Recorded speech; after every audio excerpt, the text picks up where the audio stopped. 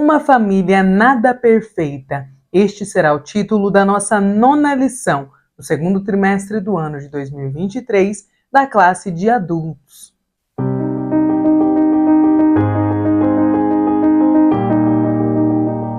A paz do Senhor, querido aluno e professor da Escola Bíblica Dominical. Eu sou a irmã Damaris, sou professora da EBD, na congregação em que sirvo ao Senhor aqui na Assembleia de Deus em Curitiba. Eu já estou aqui para que nós possamos continuar meditando juntos a respeito de relacionamentos familiares e hoje nós estudaremos um pouquinho mais sobre um outro exemplo de família da Bíblia, cuja negligência paterna provocou estragos. Na aula passada nós falamos sobre 2 sacerdotes, sobre Eli e Samuel, e hoje nós falaremos sobre o rei Davi, o maior rei de Israel, cuja família vai entrar para a história como uma família não funcional, como uma família que não seguiu aquilo que o Senhor desejava quando lá no Éden ele inaugurou o projeto família. Iremos aprender então um pouquinho a respeito de uma família que não foi perfeita. E eu amo que a Bíblia lá nos dá exemplos do que nós podemos fazer, do que nós devemos seguir de vidas de homens e mulheres que são considerados bons exemplos para nós, mas a Bíblia também nos dá exemplo de homens e mulheres que não são exemplos e também de famílias que não devem ser tidas como bons exemplos, que vai ser, infelizmente, o caso da família do rei Davi. Bom, o nosso texto áureo ele está lá em Gálatas, no capítulo 6 e versículo 7, e nos diz assim: Não erreis, Deus não se deixa escarnecer, porque tudo o que o homem semear, isso também ceifará. A verdade prática vai nos dizer que tudo o que membros da família plantarem, eles colherão. Essa é uma lei universal de Deus que pode ser constatada na própria natureza. Nossa leitura bíblica em classe está lá, primeiramente, em 2 Samuel, no capítulo 3. Nós leremos dos versículos 2 ao 5. Também 2 Samuel, capítulo 5, leremos dos versículos 13 ao 15. E também em 2 Samuel, capítulo 12, nós leremos dos versículos 10 ao 13. Então, vamos começar por 2 Samuel, capítulo 3. E a Davi nasceram filhos em Hebrom. Foi o seu primogênito Amnon, de Ainoã, a Jezreelita, e seu segundo Quileabe, de Abigail, mulher de Nabal, o Carmelita, e o terceiro Absalão, filho de Maaca, filho de Talmai, rei de Gesur, e o quarto Adonias, filho de Agite, e o quinto Cefatias, filho de Abital, e o sexto Itirreão de Eglá, também mulher de Davi. Estes nasceram a Davi em Hebrom. E tomou Davi mais concubinas e mulheres de Jerusalém, depois que viera de Hebrom, e nasceram a Davi mais filhos e filhas. E estes são os nomes dos que lhe nasceram em Jerusalém: Samua e Sobabe, e Natã e Salomão, e Ibar, e Elisua, e Nefeg, e Jafia, e Elisama, e Eliada, e Elifelete. Agora, pois, não se apartará a espada jamais da tua casa, porquanto me desprezastes e tomaste a mulher de Urias, o Heteu, para que te seja por mulher. Assim diz o Senhor: eis que suscitarei da tua mesma casa o mal sobre ti, e tomarei tuas mulheres perante os teus olhos, e as darei a teu próximo, o qual se deitará com tuas mulheres perante este sol. Porque tu o fizeste em oculto, mas eu farei este negócio perante todo o Israel e perante o sol. Então Davi disse a Natã: pequei contra o Senhor. Como objetivos para esta aula, nós temos os seguintes. Então, primeiro, apontar o papel de Davi como ungido e homem de Deus, bem como a extensão da sua família. Segundo, descrever pessoas-chave que apontam a disfuncionalidade na família de Davi. E terceiro, refletir a respeito do problema moral na família. Então vamos lá para a nossa introdução, que vai nos dizer o seguinte: a despeito de ter sido um grande rei, líder em Israel, Davi não foi o mesmo como pai. Nesta lição, nós estudaremos as consequências que uma família pode sofrer quando os pais não assumem os papéis que Deus espera deles. A história dramática dos pecados na família de Davi pode nos fazer refletir e tem muito a nos ensinar. Veremos que esta família não era funcional e, por causa das omissões do rei, presenciou episódios de incesto, rebelião e morte. Primeiro tópico, o rei Davi e sua grande família. Então, primeiro subtópico, aqui nós vamos enxergar Davi como o ungido de Deus. O livro de 1 Samuel mostra a decadência do reinado de Saul e o processo da escolha de Deus a respeito de um homem segundo o seu coração para assumir o lugar do primeiro rei de Israel. Assim, Deus levou Samuel até a casa de Jessé, o belemita, pois ali havia separado um novo rei, ungido de Deus, Davi. Nesse momento, a Bíblia diz que desde aquele dia em diante, o Espírito do Senhor se apoderou de Davi. 1 Samuel capítulo 16 e versículo 13. Segundo subtópico, Davi, o homem de Deus. O Espírito do Senhor operou poderosamente na vida de Davi.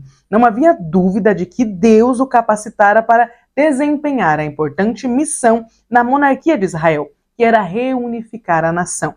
Ao longo dos capítulos de 2 Samuel, nós constatamos que o rei Davi foi bem sucedido em seu propósito. Paulatinamente, as tribos foram reconhecendo a sua autoridade real. Assim, Davi unificou a monarquia e foi vitorioso em tudo que o Senhor era com ele para realizar. Terceiro subtópico, a grande família de Davi. Nós já vimos Davi do ponto de vista de ungido de Deus, já vimos ele do ponto de vista de homem de Deus, e agora nós iremos enxergar Davi como um pai de família, como um esposo, como um pai, como um chefe de uma família. Como será que Davi se saiu nessas missões?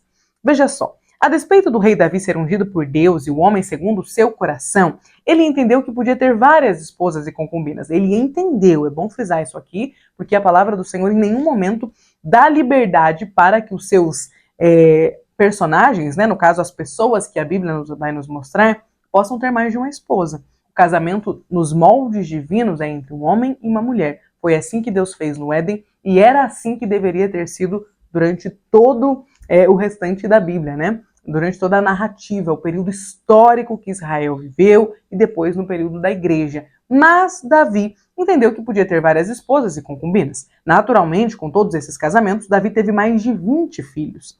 Ao ter tantos filhos e filhas, ele acabou caindo na displicência com eles. Ele priorizou apenas os assuntos do reinado de Israel como sua principal atividade, suas conquistas territoriais, com muitas guerras, e esqueceu-se de que tinha famílias espalhadas por vários lugares. Seus filhos tornaram-se problemáticos em suas vidas pessoais. Olha que contraste. Davi como rei, Davi como ungido de Deus e Davi como um homem de Deus, foi um homem segundo o coração de Deus. Foi um homem que conseguiu feitos importantíssimos em Israel. Como rei, ele reunificou Israel. Na verdade, ele estabeleceu a monarquia e ele unificou todas as tribos. Ele conquistou Jerusalém, estabeleceu Jerusalém como a capital de todo Israel. Ele marcou a história. Realmente, há um período, se nós não lembrarmos de nenhum rei de Israel, e muitas vezes a gente esquece até que Saul foi o primeiro rei de Israel, porque Davi foi tão bem sucedido naquilo que ele precisava fazer para estabelecer a monarquia em Israel, que a gente até esquece dos demais reis. De tão forte que foi Davi, a ponto de que Jesus era chamado de filho de Davi, porque ele foi o maior rei de Israel. Agora, quando nós olhamos para o Davi em suas funções familiares, que também eram da vontade de Deus, Deus não deseja que a gente abrace apenas funções ministeriais, apenas funções profissionais. Nós temos uma função que é a mais primordial da vida de todos, porque sem humanidade, sem casamento, sem nascimento de novos filhos, não há humanidade. Esse é nossa primeira função, a função familiar. E Davi não foi bem sucedido nessa função. Nem parece que o mesmo rei de Israel tão bem sucedido é o pai de Absalão, é o pai de Amnon. E a gente já vai entender um pouquinho quem são esses personagens. Então, aqui no segundo tópico, nós veremos 3 filhos de Davi e um sobrinho. No caso, os filhos e parentes na casa dele. Primeiro, Tamar. Ela era a filha de Maaca. Esta era a filha do rei Talmai de Jesur e pai de Absalão. E este, portanto, era irmão de Tamar. Uma mulher bonita e virgem, sua beleza atraiu Amnon, seu meio-irmão, o filho primogênito de Davi, com Ainoã. Segundo o subtópico, nós vamos conhecer Absalão. Ele era irmão de Tamar, filho de Maaca e terceiro filho do rei Davi. Nos capítulos 13 a 19 de 2 Samuel, a sua história está registrada em detalhes. Seu nome tem a ver com paz, mas, ironicamente, sua história nada tem a ver com paz. Absalão assassinou Amnon, seu meio-irmão, ele conspirou e rebelou-se contra o seu pai, o rei Davi, ele tomou as mulheres de seu pai. O que Absalão fez foi bastante grave, mas existe uma motivação. Existem várias ações por trás de todas essas reações que Absalão acabou apresentando. Terceiro subtópico, Amnon. Quando Davi ainda não havia assumido o trono de Israel, mas já era o escolhido de Deus para reinar, ele se casou com Ainoã e gerou Amnon. Feito homem, entre outros irmãos nascidos, Amnon demonstrou ser desajustado emocionalmente e dominado por paixões carnais. Foi por causa desse comportamento que ele se apaixonou doentiamente por sua meia-irmã Tamar. Amnon ficou doente de angústia e de desejo, né? Incontinente por ela, e por isso ele não comia nem bebia. Ele ficou totalmente dominado por essa paixão, e ao mesmo tempo era uma paixão que era desconhecida por Tamar. Tamar não tinha ideia de que o meio-irmão dela tinha uma espécie de desejos ruins ou desejos sexuais por ela. E nós temos também Jonadab, um conselheiro do mal. Jonadab era primo de Amnon e filho de Simeia, que era irmão de Davi. Segundo o que a Bíblia registra, ele era um homem sagaz e de maus pensamentos em seu coração. O mal sempre atrai o mal, e por isso esse homem induziu a Amnon a satisfazer a sua paixão com um plano de mentira que envolvia Davi e Tamar. A vítima dessa situação. Jonadab é o tipo de amigo que não se deve ter por perto quando se vive algum problema pessoal ou familiar. Ele é o exemplo concreto do mau conselheiro. E é uma pena, porque Amnon estava entregue às suas paixões carnais. A Bíblia nos apresenta Amnon realmente como uma pessoa inconsequente, como um garoto mimado, meio inconsequente, não, bastante inconsequente, e de atitudes focadas apenas no próprio ego. Ele era um menino um rapaz aqui, né, já um homem, muito egoísta, e provavelmente deve ter crescido dessa forma. Ou ele era o filho mais velho de Davi, era o primogênito, muito provavelmente o indicado para assumir o trono por Davi, mas ele não tinha capacidade nenhuma de assumir responsabilidades mínimas. Aí ele encontra uma outra pessoa motivada a fazer o mal, que era o seu primo, Jonadab, e juntos eles tramam o mal. Então, olha como é perigoso as pessoas que rodeiam a nossa família. É importante conhecer quem são elas, saber as intenções delas. Nós, pais, precisamos ficar bastante atentos com quem são as pessoas que andam ao lado dos nossos filhos, que estão ali dia a dia na nossa casa, conversando com os nossos filhos, colocando palavras e desejos no coração deles, na mente deles. Amnon, talvez, sem o empurrãozinho de Jonadab, não teria praticado mal. Ele estava desejoso daquilo, mas talvez ele tinha falta de coragem para fazer. Porque por ser tão inconsequente, por ser tão mimado, talvez ele não fosse corajoso. Só que ele encontra alguém que vai ajudá-lo a planejar o mal. Um conselheiro que fez com que ele cometesse um gravíssimo pecado contra a sua própria irmã, e ainda assim, além de tudo isso, foi esse pecado, foi essa violência que resultou na morte dele. Então olha só como conselhos ruins pode levar à ruína. A vida de alguém pode acabar, pode deixar de existir, caso essa pessoa acolha em seu coração, em sua mente, acate um conselho vindo direto do coração de alguém que se deixa levar pelas ciladas do maligno e planeja e intenta o mal. É muito perigoso ter Jonadabs, né, como pessoas que estão aconselhando a nossa família. É muito perigoso ter um Jonadab como família. E aqui fica ainda um motivo ainda maior para nós conhecermos quem são os nossos familiares. Jonadab era sobrinho de Davi. Ainda assim era um homem que se deixou levar pelo maligno e ainda fez com que o filho de Davi, que já não era boa pessoa, acabasse juntos, então, planejando algo que viria destruir a vida de sua irmã e também a vida do próprio Amnon. Terceiro tópico, o problema moral na família de Davi. Primeiro subtópico, as consequências de sua falta de domínio próprio. O capítulo 11 de 2 Samuel, né, relata o adultério do rei Davi. O capítulo 12 registra o confronto do profeta Natã ao pecado do rei.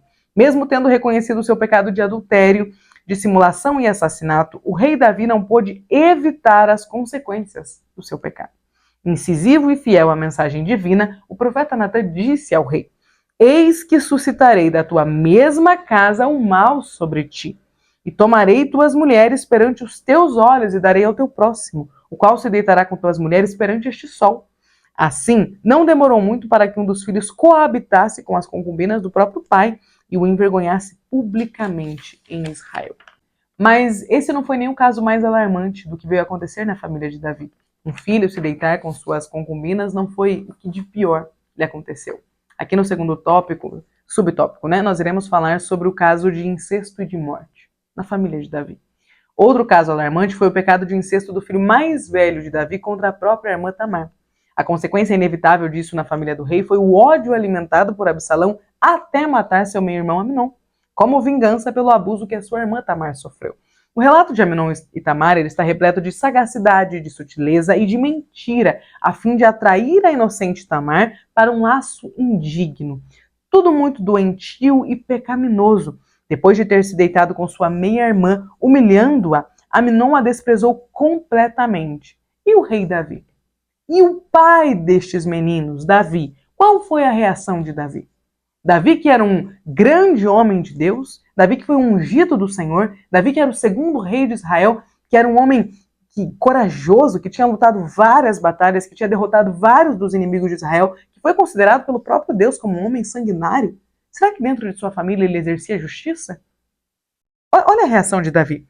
Ao saber do fato, ele se irou, mas não fez nada contra Aminon. Davi ficou sabendo que o seu filho primogênito tinha abusado de uma de suas filhas, de Tamar. Inclusive, ele ficou sabendo que ele cooperou com isso, porque foi ele que falou para Tamar ir ajudar o irmão. Ele não fez nada.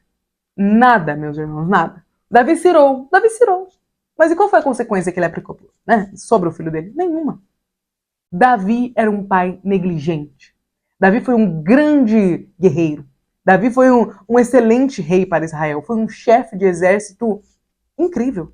Conquistou várias batalhas.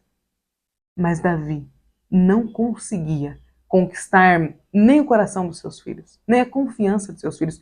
Davi não conseguiu enxergar que o seu filho estava tramando algo. Ele não conseguiu perceber a má pessoa que era o seu sobrinho Jonadab, que estava junto com o seu filho, que já não tinha um moral muito forte, né, que já não era uma pessoa assim bem sustentada.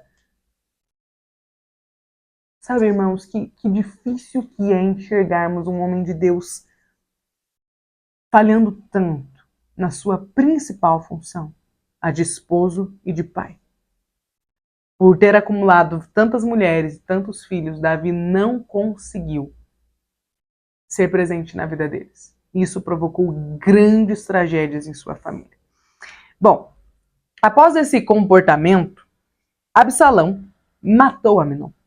Porque Absalão ficou vendo que o seu pai não tinha feito nada. Tamar era irmã de Absalão, de pai e de mãe. Eles eram filhos da mesma mãe e do mesmo pai.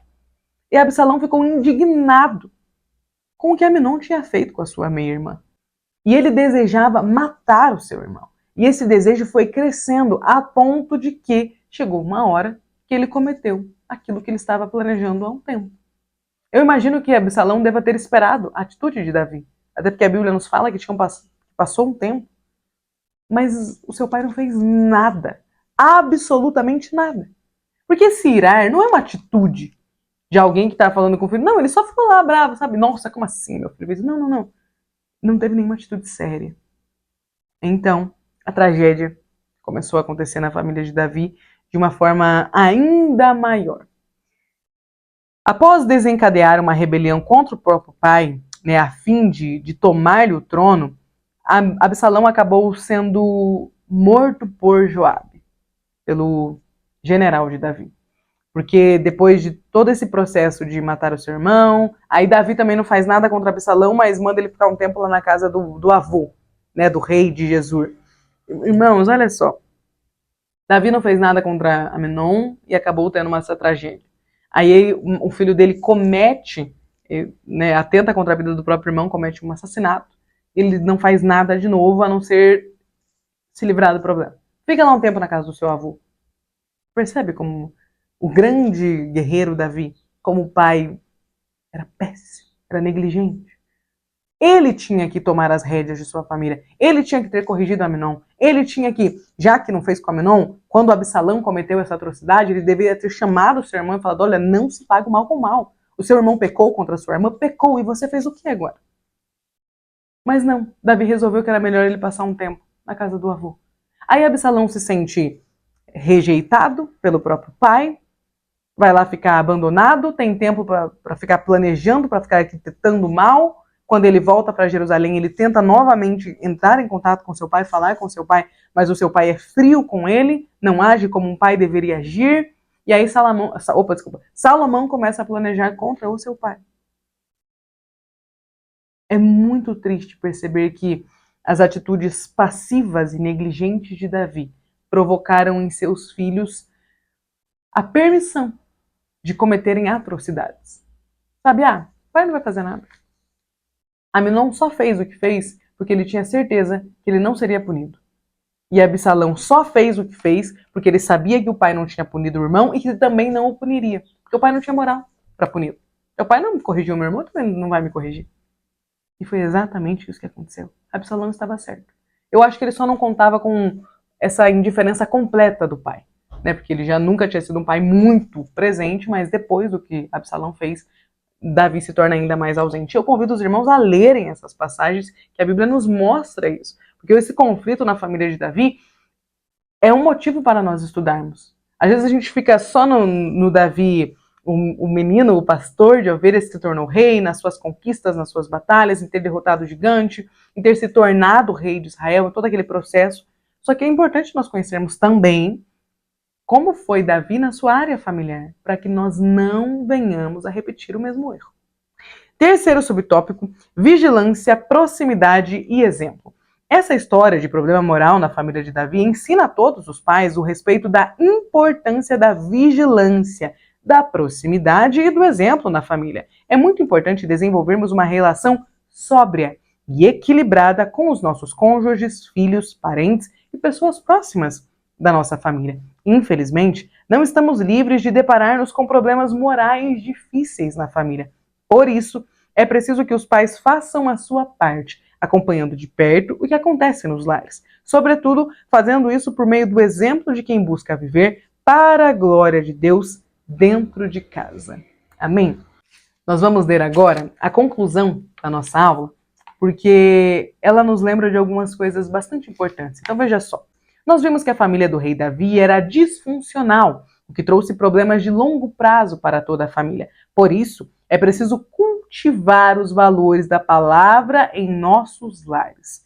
Cultivar significa que é difícil, que a palavra ela não vem, os valores da palavra de Deus, eles não são acessados uma vez nos nossos lares e eles permanecem sozinhos. Assim como uma plantinha que exige cuidado diário, que exige uma cultivação, os valores bíblicos também precisam ser cultivados nos nossos lares.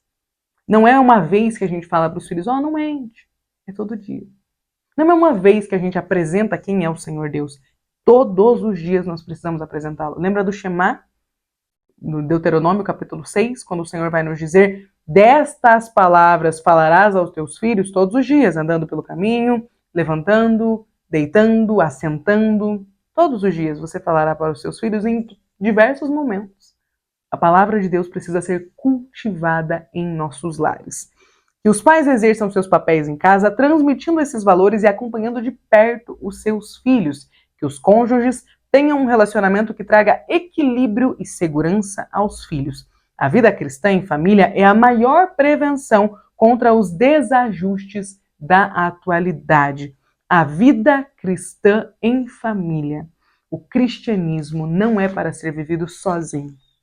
Nós não devemos aceitar a Jesus um dia e acharmos que basta nós mesmos, só nós, sabe? Nos alimentarmos da palavra, fazermos oração, termos o nosso momento devocional. Não. Quando nós somos família, quando nós nos casamos, quando nós temos filhos, a palavra de Deus precisa ser vivida em família. Aqui está, inclusive, a importância do culto doméstico, do momento de todos os dias a família se reunir em volta da mesa de preferência, para cantar, para adorar ao Senhor, para ler a palavra e para conversar. Nós precisamos conversar com as pessoas que são importantes para nós, que fazem parte da nossa família, com o nosso cônjuge, com os nossos filhos. Olho no olho, todos os dias. Aqui está uma receita mais eficaz para que nós tenhamos uma família funcional, que siga o modelo do que Deus desejava lá no Gênesis e que Ele continua desejando hoje. Que o exemplo da família de Davi nos sirva de alerta do que não fazer, do tipo de pai, de mãe que nós não podemos ser. Porque caso nós assumirmos esse papel negligente e ausente, nós podemos vir a colher o que Davi colheu em sua família. Filhos rebeldes, filhos que não glorificaram a Deus, filhos que morreram de forma precoce, além da situação da sua filha, que era uma moça bela, virgem, ao aguardo de um casamento. e que depois do que o irmão dela fez com ela, bom, a Bíblia não vai nos falar mais a respeito desse assunto, mas imagine com você, irmão, irmã que está aqui me assistindo, como será que essa moça, Tamar, reagiu depois de ter sido violentada pelo próprio irmão?